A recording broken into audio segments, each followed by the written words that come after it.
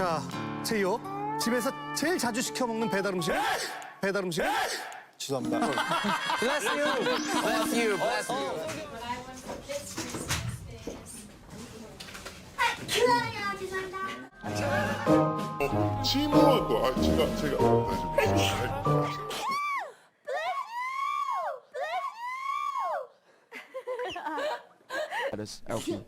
Bless you. Bless you. How do you say bless you in Korean? There's nothing some like bless you in Korea. So if somebody sneezes in you just not say anything, or what do you do? Korean bless you. Some kind of shop. Yeah. And we, give our trauma, we get something back.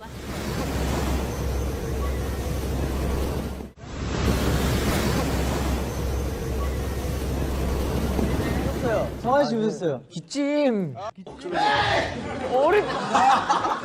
오른쪽 He